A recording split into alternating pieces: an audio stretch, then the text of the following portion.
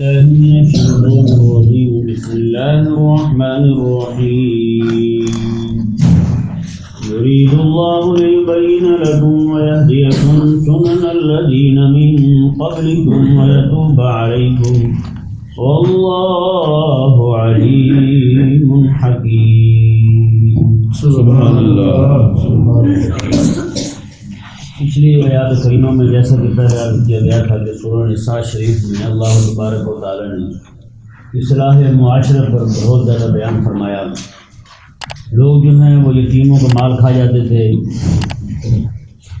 محرمات میں سے جن کے ساتھ نکاح حرام تھا ان کے ساتھ نکاح کر لیتے تھے.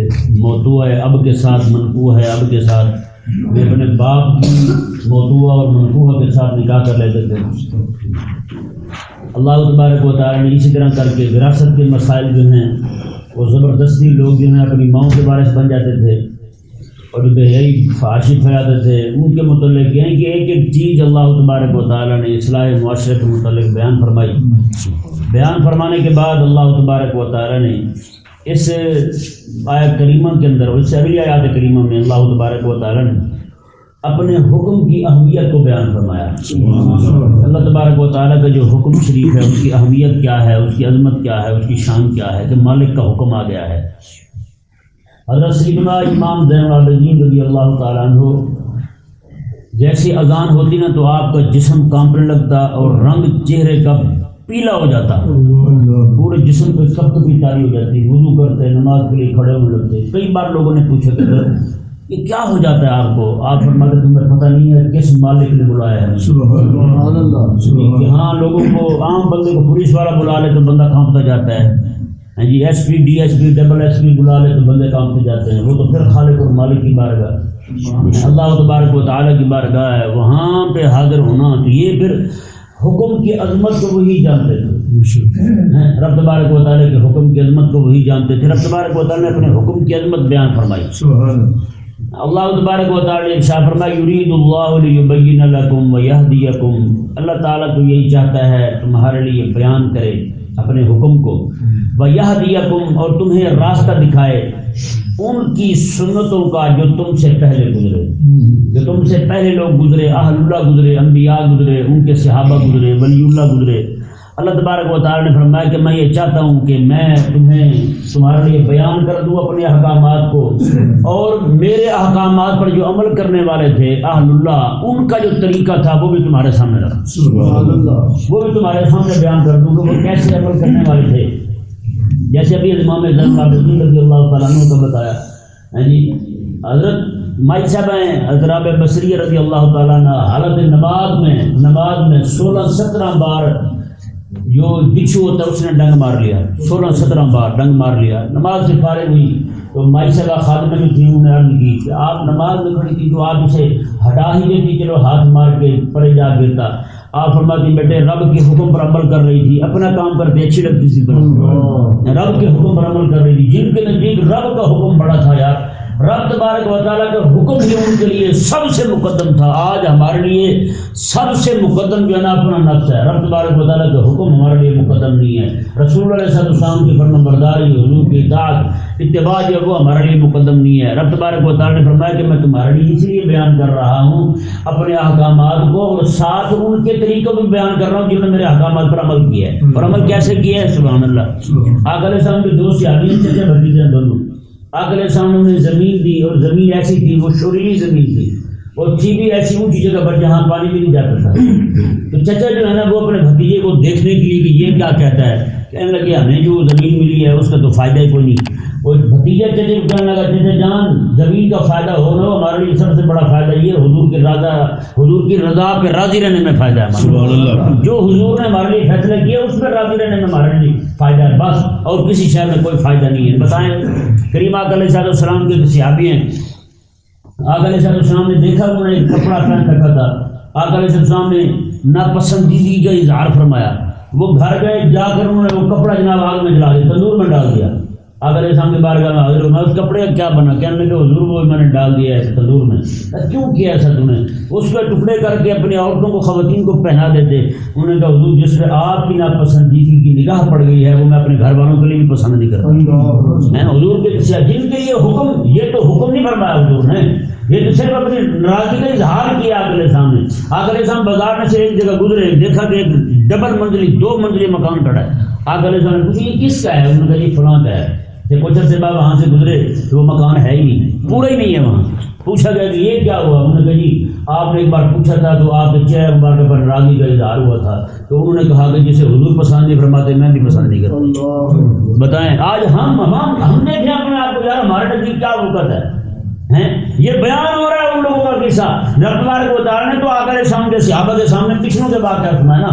آج ہم تو خوش نصیب ہیں، ہمارے لیے ان کے واقعات بھی ہیں اور آقا علیہ السلام کی امت کے اجلہ بزرگوں کے واقعات بھی موجود ہیں کہ انہوں نے حکم پر کیسے عمل کیا، انہوں نے حکم پر کیسے عمل کیا اور رب تعالیٰ کے حکم کو کیسے سمجھا ہے، وہ کس نوعیت کے اسے درجہ اور عظمت دیتے تھے رب تبارک و تعالیٰ کے حکم۔ آج ہم اپنے منافع پہلے رکھتے ہیں، دین کے منافع بعد میں رکھتے ہیں، اپنے منافع پہلے رکھتے ہیں، خدا تعالیٰ کے حکم کو بعد میں رکھتے ہیں۔ مومن بندہ جو ہے نا وہ دیکھتا ہے میرا اس میں دنیا کا نفع یا آخرت کا نفع ہے، وہ دنیا کے نفع کو کبھی بھی آخرت کے نفع کے مقابلے میں قبول نہیں کرے گا۔ مومن بندہ دنیا کے نفع کو آخرت کے نفع کے مقابلے میں قبول نہیں کرے گا، یعنی کہ آخرت کا نفع قربان ہو جائے اور دنیا کا نفع لے لیا جائے۔ مومن بندہ کبھی یہ گھاٹے والا سودا نہیں کر سکتا، مومن بندے سے یہ نہیں ہو سکتا۔ آج دنیا ہم کس یعنی کہ دنیا میں جی رہے ہیں، کیسے حالات میں سانس لے رہے ہیں، ہمارے نزدیک نعوذ باللہ من ذالک رب تبارک و تعالیٰ کے احکامات کی قدر ہی نہیں رہی۔ اللہ تبارک و تعالیٰ نے ارشاد فرمایا یرید اللہ لیبین لکم ویہدیکم سنن الذین من قبلکم۔ اللہ تعالیٰ تو یہی چاہتے ہیں تمہارے لیے بیان کرے اپنے احکامات کو، وَيَهْدِيَكُمْ سُنَّ الَّذِينَ مِنْ قَبْلِكُمْ، اور تم سے پہلے لوگوں کی سنتیں بھی بیان کر دے۔ ان کی سنتیں کیا تھیں؟ اندازہ لگائیں نا جی، آج ہمیں میٹھا کھانے والی سنت یاد ہے، میٹھا کھانے والی، حلوے کھانے والی سنتیں یاد ہیں، اور کوئی یاد نہیں ہے ہمیں، ہے یا نہیں؟ رب تبارک و تعالیٰ نے ارشاد فرمایا اللہ اکبر کبیرہ ویتوب علیکم، اور اللہ تعالیٰ چاہتے ہیں تم پر توجہ فرمائے۔ ہاں اللہ چاہتا ہے تم پر توجہ فرمائے، یہ رب چاہتا ہے۔ اللہ اکبر کبیرہ واللہ علیم حکیم، کیونکہ اللہ تعالیٰ علم والا بھی ہے، حکمت والا بھی ہے۔ جو بھی وہ حکم دے گا رب تبارک و تعالیٰ وہ علم پر بھی مبنی ہوگا اور حکمت پر بھی مبنی ہوگا۔ علم و حکمت کا تقاضا ہوگا رب تبارک و تعالیٰ حکم عطا فرمائے، کیونکہ وہ علم والا بھی ہے، علیم بھی ہے، وہ حکیم بھی ہے۔ آگے جی اللہ تبارک و تعالیٰ نے ایک اہم مسئلے کی طرف توجہ دلائی لوگوں کی کہ عام طور پر یہی ہوتا ہے لوگ جو ہے وہ حرام میں پڑھ کر جس سے پیسہ کما رہے ہو، جس سے لوگوں کے منافع منسلک ہوں، جب بھی اس یعنی کہ حرام ذرائع سے جمع ہونے والی دولت کے خلاف آواز اٹھائی جائے گی، کوئی سکیم ایسی لائی جائے گی کہ لوگ اس حرام سے بچ جائیں، اس حرام کو چھوڑ دیں، اس حرام کو ترک کر دیں، تو وہ حرام خور جو ہے نا، حرام کار اور حرام خور طبقہ، وہ اپنے منطقی اور عقلی دلائل لے کر میدان میں آ جائے گا۔ یہ میں آپ کو یہ بار کر رب تعالیٰ نے بیان فرمایا، میں اپنی طرف سے نہیں کہہ رہا، رب تعالیٰ نے بیان فرمایا۔ میں آپ کو یہاں مثال دیتا ہوں، جیسے ابھی سود کا مسئلہ اٹھا ہوا ہے یہاں پاکستان میں، ہے جی سود کا مسئلہ اٹھا ہوا ہے۔ شریعت مبارکہ کہتی ہے کہ سود جو ہے نا یہ اس کا لین دین بند ہو جی، اور ظاہر بات ہے شریعت کو بیان کرنے والے اس وقت سلائے مولوی کو کوئی ہے نہیں۔ مولوی بیان کرتا ہے جناب یہ سود جو ہے یہ منع ہے، رب تبارک و تعالیٰ نے اسے حرام قرار دیا ہے، لہذا اسے چھوڑ دو۔ اب جن لوگوں کے کاروبار، جن لوگوں کا لین دین سود کے ساتھ متعلق ہوگا، منسلک ہوگا، وہ سارے کے سارے اپنے عقلی نقلی دلائل جتنے بھی ان کے پاس ہوں گے، نقلی بھی ان کے آباء و اجداد سے نقل ہوتے آ رہے ہیں، نقلی مواد کتاب سے منقول نہیں ہے، کہ وہ جتنے بھی دلائل ان کے پاس ہوں گے وہ سارے لے کے میدان میں اترائیں گے۔ کتنے ایسے جائزوں کے ساتھ بات ہوئی، یہی کہتے ہیں جی باہر کے ملکوں کے ساتھ ہمارا پھر لین دین کیسے ہوگا، بغیر سود کے ہو نہیں سکتا، پھر ہمارا گزر اوقات کیسے ہوگا، گزر بسر کیسے ہوگی ہماری، پھر ہمارا لین دین کے معاملات کیسے ہوں گے، پھر یہ کیسے ہوگا تو وہ کیسے ہوگا، پورا نظام پر عمل ہو جائے گا، پورا ملک دیوالیہ ہو جائے گا، اس طرح ہو جائے گا، اس طرح ہو جائے گا۔ کرتے نہیں کرتے باتیں، جنہوں نے جا کر اپیلیں دائر کی ہیں ابھی جا کے کورٹ میں کہ جناب یہ سود کے خلاف جو تم نے فیصلہ دیا ہے اس فیصلے کو کالعدم قرار دیا جائے، سود کو حلال قرار دیا جائے، بتائیں بھائی وہ کسی دلیل کی بنیاد پر گئے نا، ایسے تھوڑی منہ اٹھا کے چلے گئے. وہ کیوں گئے؟ اسی وجہ سے گئے کہ ان کا کاروبار اس سے منسلک ہے، ان کے کام چل رہے ہیں، ان کے لین دین سود کے ساتھ ہیں، وہ اپنے کاروبار کو بچانے کے لیے گئے ہیں. آج آپ کیا کہیں جناب، بغیر پردے کے کوئی عورت گھر سے باہر نکلے، سب سے پہلے ٹی وی پہ فلم ڈرامے بنانے والے وہی باہر آئیں گے، وہی باہر آ جائیں، کیونکہ انہیں پتا ہمارا کاروبار بند ہوتا ہے، کیونکہ ان کی ساری آمدنی اسی کے ساتھ منسلک ہے. بھائی یہ سارے باہر آ جائیں گے. آج بندہ کہتے ہیں کہ رشوت خوری اس طرح کے سارے کام بند ہو جائیں تو سب سے پہلے محکوم سے آوازیں اٹھیں گی، پولیس والے کہیں گے اسی بندے کو لٹکا دیا جائے جس بندے نے اتنی غلط بات کی ہے. تو رشوت مٹھائی کے خلاف ہو گیا بدتمیزوں، یہ مٹھائی کہتے ہیں نا اسے، بخشش کہتے ہیں اسے، بخشش ہو گئی، مٹھائی ہو گئی، کسی نہ کسی طریقے سے لے کے پھرتے ہیں. یہاں پر ضمن ایک بات آ گئی، انور بھائی نے بھی ایک مولانا صاحب کا میسج کیا تھا، ویڈیو ریکارڈنگ اپنے گروپ نور الاسلام نے کہی ہمارے علماء کرام سے یہ سوال ہے کہ اس کے متعلق رہنمائی کریں. اس وقت میں مصروف تھا، میں کچھ کہہ نہیں سکا. اب اچانک یہ مٹھائی سے ذہن میں آیا کہ مٹھائی کی بات ہے، چلو رس گلے کی جہاں بات ہو رہی ہے تھوڑی برفی کی بات بھی ہو جائے کہ نہیں جی. یہ ہمارے ہاں ایک آج کل پوسٹ چل رہی ہے امام احمد بن حنبل رضی اللہ تعالیٰ عنہ کی طرف منسوب کر کے کہ آپ نے فرمایا کہ مولوی جو ہے وہ ساتھ کاروبار بھی کرے، مولوی ساتھ ہے کاروبار بھی کرے، کہ اگر کاروبار نہیں کرے گا تو پہلے دین پھر دین بیچے گا، اگر کاروبار کرے گا تو کاروبار بیچے گا، مال بیچے گا، دنیا کا سامان بیچے گا. اگر یہ یعنی کہ وہ نہ ہوا، اس کے پاس فن نہ ہوا، اس کے پاس کو ہنر نہ ہوا اس کے پاس، تو پھر یہ دین بیچے گا، کیونکہ اس کے پاس دین نہیں ہوگا، دین بیچے گا. پھر لہٰذا مولوی بھی کئی سارے متاثر ہوئے اس بات سے، وہ بھی کہنے لگے ہاں جی مولوی کو چاہیے کہ اپنا کاروبار ہونا چاہیے، مولوی اپنا بزنس کرے. بھائی ٹھیک ہے نا. میں یہ پوچھتا ہوں چپڑاسی سے لے کر وزیر اعظم تک اور آرمی چیف تک سارے کاروبار کا کیا کھاتے ہیں؟ کہاں سے کھاتے ہیں؟ بیت المال سے کھاتے ہیں. بیت المال یہ مسلمانوں کا وہ یعنی کہ عوامی مال ہوتا ہے جس سے ہر وہ بندہ اپنی تنخواہ لے گا جو عوام کی خدمت کر رہا ہے. کہیں سمجھ آیا مسئلہ؟ یہ مسئلہ سارے ذہن میں رکھیں، ہر بندہ غور کرے. عوام کا پیسہ اس میں جمع ہوتا ہے کیونکہ ہمارے ٹیکس جاتے ہیں، ہے یا نہیں؟ آپ موبائل آپ نے لیا اس کا ٹیکس ہے، بجلی لگا رہے ہیں اس میں اس کا ٹیکس ہے، ہاں جی آپ نے اس کا پاؤچ لیا ہے اس کا ٹیکس ہے، کور چڑھایا ہے اس کا ٹیکس ہے، ہر ایک چیز کا ٹیکس ہے. یار یہاں بیٹھے سانس لے رہے ہیں اس کا بھی ٹیکس ہے کہ زندہ کیوں ہے، مر گیا تو مرنے پر بھی ٹیکس ہے کہ مرا کیوں مر گیا، ہر چیز پر ٹیکس ہے. یہ سارے کا سارا ٹیکس جمع ہوتا ہے بیت المال میں. اب ہونا یہ تھا کہ جہاں پر چپراسی کی تنخواہ نکل رہی ہے وہاں پہ مسجد کے امام کی بھی نکلتی، اس کی بھی خدمت وہاں سے مقرر ہوتی.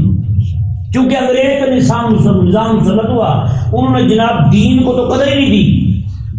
سکول جب انہوں نے بنائے تو مکتب سکول جب بنائے تھے انہوں نے، اس سکول کے اندر 25 سے 30 ہزار روپیہ ماسٹر کی تنخواہ رکھی، جو انگریزی پڑھانے والا ہے، جو قرآن پڑھانے والا تھا اس کی 250 تنخواہ تھی، اور جس کی 2500 سے 30 ہزار تنخواہ تھی اس کی تنخواہ بڑھتے بڑھتے 60 ہزار ہو گئی، مولوی بیچارے کی تنخواہ 500 ہو گئی.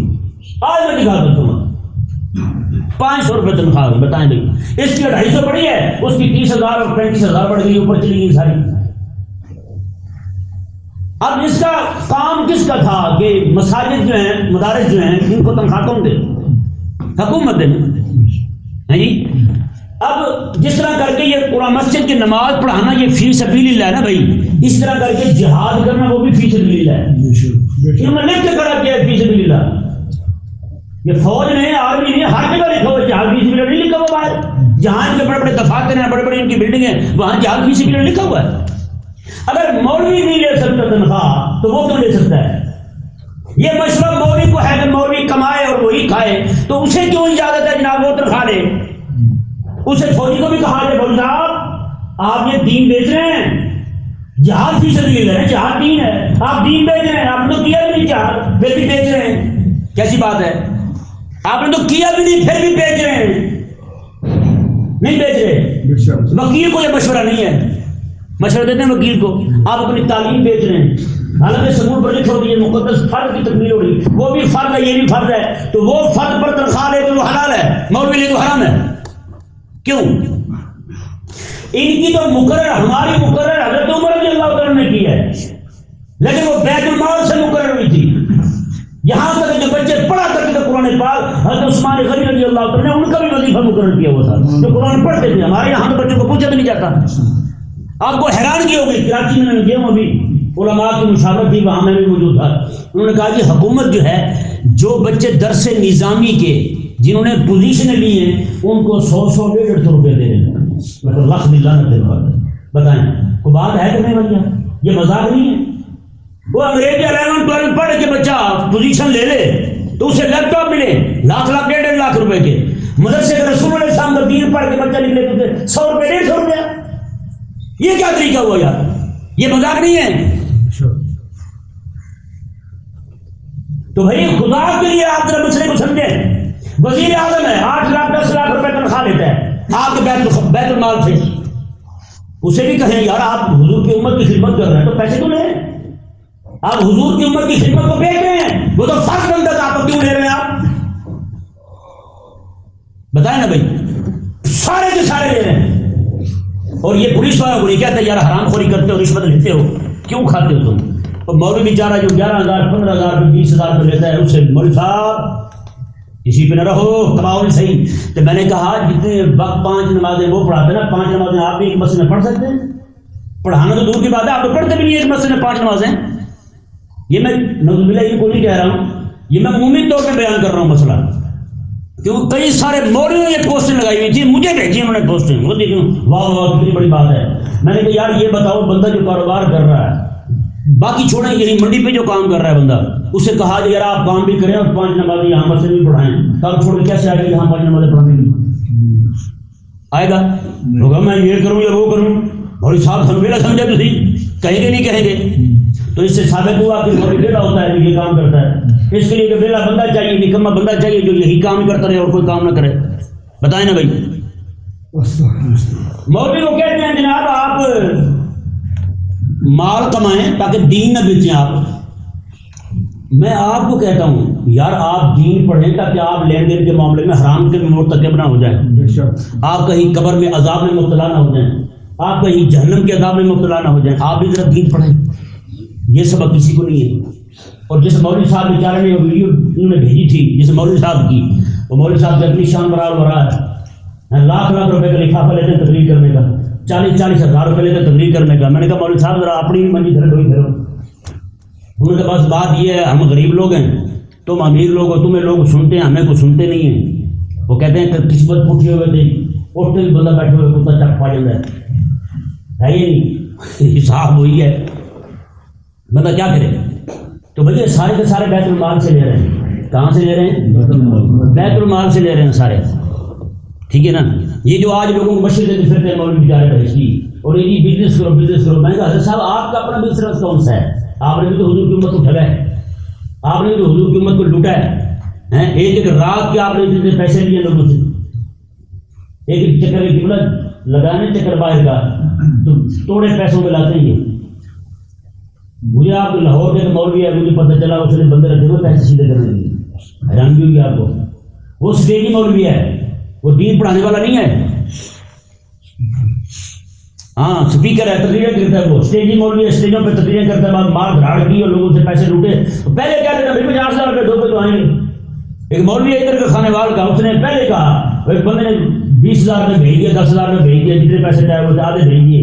اس نے دوبارہ فون کیا، اس نے کہا کہ حضرت آپ کو یاد دلوانا تھا فلانی تاریخ کی ہماری، اس نے کہا آگے، اس نے کہا جی وہ پیسے جڑے باقی مجلس نے وہ بھیجے میرے، انہوں نے کہا نہیں بھیج دیا، انہوں نے کہا بھیج دے تو بھیج دے، جا جانا میں موڑا میں نہیں آنے۔ بتائیں یعنی وہ اسے بکرا کھلائے گا پکا کے، وہ کہہ رہا ہے جا جانا میں موڑ میں نہیں آنا، پیسے بھیج دے۔ یعنی یہ تو مجمع میں بھائی تقریر نہیں کرنا چاہتا، پیسے لے رہے لوگوں سے، انہیں کیا ہے؟ اصل مسئلہ حضور کے دین کے خاطر وہ لوگ ہیں جو مصلی میں بیٹھے حضور کا دین پڑھا رہے ہیں، اور وہی اس بات کا حق رکھتے ہیں کہ وہی خدمت کی جائے، وہی کو جناب دیا جائے کچھ نہ کچھ، تاکہ وہ جتنی دیر کام کریں گے رسول اللہ صلی اللہ علیہ وسلم کے دین کا، وہ آسانی کے ساتھ فارغ البال ہو کر کام کریں گے۔ حضرت سیدنا عبداللہ بن مبارک رضی اللہ تعالیٰ عنہ، آپ بہت بڑے امام تھے، امام اعظم ابو حنیفہ رضی اللہ عنہ کی شاگرد تھے۔ سنیں ذرا یہ بات، امام ابو حنیفہ رضی اللہ عنہ کی شاگرد تھے۔ آپ نے دو، اس کے علاوہ اور بھی بہت تھے لیکن میں ان دو کی بات سنا رہا ہوں، سفیان بن عیینہ اور سفیان ثوری رضی اللہ عنہ، دونوں بہت بڑے محدث تھے، دونوں کا یعنی کہ اتنا بڑے محدث کہ بڑے بڑے اجلہ ائمہ ان کے شاگرد ہیں، بڑے بڑے اجلہ ائمہ ان کے شاگرد ہیں۔ انہوں نے ان دونوں کو فارغ رکھا ہوا تھا، آپ سے رسول اللہ صلی اللہ علیہ وسلم کی حدیث پڑھا کریں اور پڑھایا کریں لوگوں کو، باقی ساری خدمت آپ کی میں کروں گا، ساری خدمت آپ کی میں کروں گا، یہاں تک کہ ان کے جناب بچوں کے کپڑے، عیدوں کے کپڑے، آگے پیچھے روزانہ کا خرچ، دودھ، ہر شے تک ان تک پہنچاتے تھے۔ انہیں پتہ بھی نہیں ہوتا تھا کہ کس وقت آ کے عبداللہ بن مبارک دے گئے، انہیں بندے مقرر کیے ہوئے تھے، وہ جا کے دیا کرتے تھے انہیں۔ یہ نہیں تھا کہ جناب لوگوں کے دروازوں پہ جاتے تھے روٹی مانگنے کے لیے، وہ نہ نہ نہ، عبداللہ بن مبارک نے انہیں کھلا چھوڑا ہوا تھا، آپ کام کریں بات حضور کے حدیث کا، بس اس کے علاوہ آپ کو کوئی اور کام نہیں ہے۔ مزے کی بات ہے کہ عبداللہ بن مبارک رضی اللہ عنہ وہ بندہ ہے، سال میں ایک سال حج پہ جاتے، ایک سال جہاد پہ جاتے، پوری زندگی ایسی گزری ہے بندے، ایک سال حج پہ ایک سال جہاد پہ، پوری زندگی ایسی گزری ہے۔ اور جب ان کی وفات ہوئی اللہ تعالیٰ کی بارگاہ میں حاضر ہوئے، اللہ تبارک و تعالیٰ نے فرمایا عبداللہ وہ دو بندے سفیان بن عیینہ اور سفیان ثوری سجدے میں سر رکھ کے تیرے لیے دعا کیا کرتے تھے، میں نے صرف انہی کی دعا کو قبول کرتے ہوئے تیری بخشش کر دی۔ یہاں پیر کے سنڈے کے لیے شام کو پہنچ جائے گا اور جب ہم نات خانوں پہ لاکھ روپے لوٹا دیں گے، جب بات ہے کہ بیچارے مولوی مسکین کی جو رسول اللہ صلی اللہ علیہ وسلم کی حدیث پڑھا رہا ہے، یار یہ رسول اللہ صلی اللہ علیہ وسلم کی مسند ہے، جہاں رسول اللہ صلی اللہ علیہ وسلم بیٹھے پڑھا رہے تھے، آج بھی وہیں بیٹھا بندہ پڑھا رہا ہے، بغیر شو شاہ کے، بغیر جناب دھمال ڈالے، بغیر کسی مسئلے کے۔ تو ہمیں سمجھ نہیں آتی یار کام کون کر رہا ہے حضور کی امت کا، رجال سازی کا کام کون کر رہا ہے، حضور کی امت کے ایمان بچانے کا کام کون کر رہا ہے؟ نہیں سمجھ آیا مسئلہ آپ کو؟ دیکھیں جی، رب تبارک و تعالیٰ نے ارشاد فرمایا واللہ یرید ان یتوب علیکم، دوسری بار پھر وہ بات آ رہی ہے، اللہ تبارک و تعالیٰ تو یہ چاہتا ہے تم پر توجہ فرمائے۔ اس سے ثابت کیا ہوتا ہے؟ اللہ تعالیٰ انہیں پر توجہ فرماتا ہے جو اس کے حکم کو بڑا سمجھتے ہیں، ہاں اس کے حکم کو اہمیت دیتے ہیں۔ وَيُرِيدُ الَّذِينَ يَتَّبِعُونَ الشَّهَوَاتِ، اللہ اکبر، اب بات آ رہی ہے ان کی جو درمیان میں کھڑے ہو جاتے ہیں، وہ کہتے ہیں نہیں نہیں نہیں نہیں ایسا نہیں ہونا چاہیے۔ رب تعالیٰ نے فرمایا کہ میں تمہیں حکم دیتا ہوں تاکہ تم میرے حکم پر عمل کرو، میری توجہ تمہاری طرف ہو جائے، میری توجہ تمہاری طرف ہو جائے، میری نظر رحمت تم پر ہو جائے، میری نظر عنایت تمہاری طرف متوجہ ہو جائے۔ اب رب تبارک و تعالیٰ نے فرمایا کہ وہ لوگ یتبعون الشہوات، جو شہوتوں کے پیروکار ہیں، شہوت پرست ہیں، جو ان تمیلوا میلا عظیما، وہ چاہتے ہیں کہ تمہیں میرے حکم سے پھیری دیں، وہ چاہتے ہیں میرے حکم سے تمہیں لگا کر دیں۔ اب بتائیں بھائی، رب کا حکم ہے کہ سود حرام ہے، آپ سود کے خلاف آواز بلند کریں، سارے سود خور آپ کے خلاف کھڑے ہو جائیں گے، نہیں کھڑے ہوئے۔ رشوت رب تبارک و تعالیٰ نے حرام فرمائی، آپ رشوت کے خلاف بات کریں، سارے رشوت خور بازار میں آ جائیں گے، نہیں آ جائیں گے، سارے کے سارے آپ کے مقابلے میں آ جائیں گے۔ رب تبارک و تعالیٰ نے بے حیائی حرام ہے، فلمیں ڈرامے بنانے والے سارے بے حیا، سارے بے غیرت آپ کے مخالف ہو جائیں گے، آپ کے مقابلے میں کھڑے ہیں۔ ان لوگوں کو دین بارے میں کیوں نہیں آتا؟ دین کیوں برداشت نہیں ہوتا؟ یہی تو وجہ ہے، ان لوگوں کے بے دینی میں مفاد جو ہے نا، وہ بے دینی کے ساتھ مفادات وابستہ ہیں، ان لوگوں کے بے حیائی کے ساتھ مفادات وابستہ ہیں، ان لوگوں کی روٹی یہی ہے۔ بتائیں نہیں؟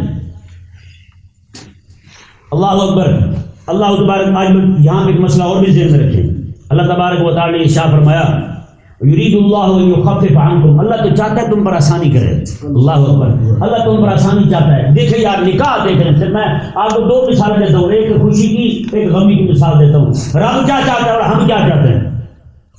رب چاہتا ہے یرید اللہ ان یخفف عنکم، اللہ چاہتا ہے کہ تمہارے سے آسانی کر دے، تمہارے لیے آسانی کر دے، تخفیف کر دے، حکم بالکل ہلکا لگائے تم پر۔ نکاح کے لیے رب تبارک و تعالیٰ نے کتنا لازم کیا ہے؟ صرف دو گواہ، کتنے؟ دو۔ رب کتنی آسانی چاہ رہا ہے؟ رب کتنی آسانی چاہ رہا ہے؟ صرف دو گواہ ہیں۔ اور ہم نے کیا کیا ہے؟ ہم نے جناب 500 براتی ہیں جی، پہلے جو گھر میں بیٹھ کے کھا لیتے تھے روٹی، کسی کی پہلے گاؤں میں حویلی ہوتی تھی نمبردار کی، وہیں پہ سارے جناب ٹینٹ لگائے، وہیں پہ سب نے روٹی کھا لی۔ اب وہ ساتھ ثبوت جو ہے وہ والا بھی نکل آیا، یہ شادی حال والا، وہ بھی اتنے پیسے لیتے ہیں، اور ساتھ ان کے جو بندے کھڑے ہوتے ہیں، پہلے خود ہی روٹی کھلاتے تھے، اب ساتھ ان کے بندے کھڑے ہوتے ہیں، ہاں جی، ان کے پیسے الگ ہو گئے، ہاں جی، مہندی الگ ہو گئی، سارے اونٹ پھٹان اتنے معاملات ہو گئے کہ بندہ الجھ جائے۔ رب کیا چاہتا ہے؟ یرید اللہ یخفف عنکم، اللہ چاہتا ہے تم پر آسانی کر دے، یہ ساری رسم و رواج ہے سارے ہٹا دے رب تبارک و تعالیٰ، صرف دو بندے گواہ ہوں موجود نکاح میں، نکاح ہو جائے، بس چھٹی۔ امام الانبیاء علیہ السلام کا نکاح ہو رہا ہے آقا علیہ السلام کی سب سے زیادہ پیاری اور لاڈلی زوجہ کے ساتھ حضرت عائشہ پاک رضی اللہ تعالیٰ کے ساتھ حضور کا نکاح ہو رہا ہے. اور پتہ کیا حضرت ابوبکر صدیق نے انتظام کیا ہوا تھا یار, مکے کا بڑا تاجر تھا ابوبکر صدیق, اور نکاح کے لیے انتظام کیا کیا کھانے کا لنگر کا, کتنی دیگیں بنی ہیں, صرف ایک پیالہ دودھ کا ہے, ایک پیالہ دودھ کا. ہاں جی, نکاح امام الانبیاء کا, اور کھانے میں کیا ہے, ایک پیالہ دودھ کا, بس ایک پیالہ صرف. کتنا آسان ہے نکاح. یہاں آپ کر کے دکھا دیں, لیکن یہاں وہ یہ ہوگا جو اللہ تبارک و تعالیٰ نے فرمایا کہ آپ جب ان بے حیائی کی اور جناب رسومات کی سکیموں کو ختم کرنے کے لیے بات کریں گے نا, تو یرید الذین یتبعون الشہوات, شہوت پرست سارے درمیان میں آ جائیں گے, میدان میں آ جائیں گے. ایمان کی بات کو بندہ آج پڑھو کہ یہ سکیم شروع کر دینا بھائی, نکاح میں صرف 2 بندے ہوں بس, سب سے پہلے شادی حال والے آپ کے مقابلے میں آئیں گے, پھر مشاعری والے آپ کے مقابلے میں آئیں گے, سارے کے سارے کھڑے ہو جائیں گے, احتجاجات شروع ہو جائیں گے, آپ کو پھر معاملات کھڑے ہو جائیں گے.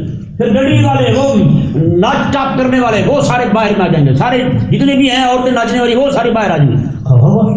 اتنے مقدس کام کو ختم کریں گے, ایسے دلائل دیں گے آپ کو, حیران ہو جائیں گے آپ. اللہ کیا چاہتے ہیں, یرید اللہ یخفف عنکم, اللہ چاہتے تمہارے لیے آسانی. ایک تو یہ مثال ہوئی بھائی, آج کتنی مشکل ہو گیا ہمارے لیے نکاح کرنا. دوسری مثال یہ کہ بندے کے فوت ہونے کی, بندہ فوت ہو گیا ہے, اللہ تبارک و تعالیٰ کیا چاہتا ہے, میں اس سے جنازہ پڑھنے اسے دفن کر دیں, اس کے لیے دعا کرتا ہے بس. ہم نے کیا کیا, وہاں پہ مولوی کا بھی ٹیکس ہے, حکومت کا ٹیکس الگ ہے, پھر پوری برادری 500 700 1000 بندہ سب کو کھانا کھلانا, وہ بھی مردے اس کے مرنے والے کے کھاتے میں, وہ تو بیچارہ گیا نا, ادھارے اٹھا کے لوگ سود لے کے قربان خانیاں کر رہے ہیں. حرام میں مولوی پر مولوی اس کے خلاف کھڑے ہو جائیں, بولیں آواز اٹھائیں. کسی نہ کسی بندے کو بھی کھڑا ہونا پڑے گا, اپنی عزت نیلامی پہ لگانی پڑے گی. وہ کہے کھڑا ہو گیا بھائی یہ ختم ہے بھائی, کچھ نہ کرو بھائی. جب تک یہ نہیں ہوگا یہ رسم و رواج جو ہے نا لوگوں کی کمر توڑتے رہیں گے. فرماتے ہیں کوئی مستحب کام ہو, اگر اس کی وجہ سے حضور کی سنت چھوٹ رہی ہو تو ماتے وہ مستحب مذموم ہو جاتا ہے, برا کام ہو مستحب مذموم برا ہو جاتا ہے. یہاں پہ کتنے فرائض آپ کے چھوٹ رہے ہیں یار. قربانی کریں گے لوگ ریاکاری کے طور پہ کھلاتے ہیں, یار نہ کھلایا فلانا کیا کہے گا, ڈمکانا کیا کہے گا, ہم ساڑھے کو کھا لیں, آپ ہی کھوائی. بتائیں بھائی, تو یہ بھی کھڑا ہونا پڑے گا کسی نہ کسی کو, اپنی عزت داؤ پہ لگانی پڑے گی. کھڑا ہو کیا جائے, نہیں ختم بھائی بس. آپ کو حیران جو بھی ابھی ہماری ایک عزیز ہیں رشتے دار ہیں, وہ فوت ہوئی ہے, وہ 2 سے 2.5 مہینے تک ملتان ہسپتال میں رہی ہیں. جس ہسپتال میں وہ رہی, 1 دن کا کرایہ ڈاکٹروں کا 20,000 روپئے, صرف 1 دن کا 20,000 روپئے کا تھا. بتائیں بھائی 2-2.5 مہینے لگے ہیں, 2 مہینے چلو لگا رہے ہیں, تو کہاں بات جاتی ہے آپ اوپر سے پوری برادری پھر تیار بیٹھی ہو کھانا کھانے کے لیے. پھر ہمارے ہاں تو خیر یہاں پہ لاہور میں تو آسانی ہے جی, یہاں آسانی ہے کہ جناب 60واں کرتے ہیں, تیسرا کرتے ہیں, پھر 10واں کرتے ہیں, پھر ایسے چلتے ہیں, 40واں کرتے ہیں ہاں جی, پھر جا کے پھر سلانے کی بات جاتی ہے. لیکن ہمارے ہاں تو بھائی دھوم نکال دیتے ہیں بندے, ہر جمعرات کو 7 جمعراتوں میں کھانے بنتے ہیں, 100-150 بندہ پھر جمع ہوتا ہے ہر جمعرات کو, ان سب کو کھانے کھلائے جاتے ہیں, پوری برادری جمع ہوتی ہے, 7 جمعرات ہیں. اندازہ لگائیں وہ غریب بیچارہ کہاں مرے بھائی. ایک تو وہ بندہ بیمار ہوا, وہ بندہ گیا, اس کی بیماری میں ایسے لگے, اوپر سے یہ برادری ساری آ گئی. مولوی اپنا مولوی نعوذ باللہ جاتے ہیں نا ختم ہو گئے کہیں پہ ختم پڑنے کے لیے, اپنے برتن ساتھ لے جاتے ہیں روٹی لینے کے لیے, دودھ کا ڈول بھی ساتھ ہوتا ہے, دودھ بھی پاؤ گئی. یہ مولوی ٹیکس نہیں ہے, ڈول کیا ہے. اب آپ کھڑے ہو جائیں اس کے خلاف بولیں, سارے ملا لپاڑے باہر آ جائیں گے. میں ریوی ٹھیک جی, میں تو بڑا بغیرت بندہ ہوں, میں تو کبھی بھی جناب یہ کام بدلنے دوں گا بھائی. کیوں بھائی, بھائی ہمارا اس کے ساتھ روزگار میں چلے گا, مولوی بڑا بغیرت ہے تو اس کام کو بند کرنا چاہتا ہے تو کیوں بھائی. اللہ تبارک و تعالیٰ نے ارشاد فرمایا واللہ یرید ان یتوب علیکم, اللہ تو چاہتا ہے تمہاری طرف توجہ فرمائے. یرید اللہ ان یخفف عنکم, اللہ تو چاہتا ہے تمہارے لیے آسانی پیدا فرمائے. لیکن تم نے خود بھی اگر رسوم و رواج کے جو ہے نا وہ جھنجل اپنے گلے میں ڈال رکھے ہیں, توق ڈال رکھے ہیں, تو پھر تمہاری مرضی ہے کر چلو. کیا مطلب ہے ڈھوک دیں گے تو پتہ چل جائے گا مولویوں کو بھی, جو مولوی ٹیکس ہے, ملا ٹیکس ہے, فلانا ٹیکس ہے, برادری کا ٹیکس ہے, سارا دے دے کے بندہ تو بیچارہ مر جاتا ہے, کسی جگہ جاتا ہے بندہ کو. اللہ تبارک و تعالیٰ نے ارشاد فرمایا وخلق الانسان ضعیفا, اللہ اکبر, کیا کریم میں کرم کی حد کر دی. اللہ تعالیٰ نے فرمایا یہ میں آسانی اس لیے چاہتا ہوں کہ انسان ہے ہی کمزور, انسان کمزور پیدا کیا گیا ہے, میں آسانی اس لیے چاہتا ہوں میں کہ اس کے لیے آسانی ہو. بتائیں یار, رب کے دین کو ماننے میں آسانی ہے, لیکن مولوی کے رسوم و رواج کو ماننے میں آسانی رب کے دین کو ماننے میں آسانی ہے بھائی. آج بھی دعوت ہے ہماری طرف سے حضور کی امت کو آئیں حضور کے دین کی طرف آ جائیں, چھوڑ دیں رسوم و رواج کو, سب کو چھوڑ دیں. بس صرف ایک اللہ تبارک و تعالیٰ اور رسول اللہ صلی اللہ علیہ وسلم کی اطاعت میں بندہ آ جائے نا, میں کہتا ہوں قسم خدا کی آسانی ہی آسانی ہے. یہاں تو پھر 3 دن بیٹھتے ہیں نا اور فاتح کرنے کے لیے کوئی بندہ فوت ہو جائے, وہاں تو 40 دن بیٹھے رہتے ہیں. کیا کرے گا بندہ یار بیچارہ, کمر توڑ کے رکھ دی رسوم و رواج ہے یار.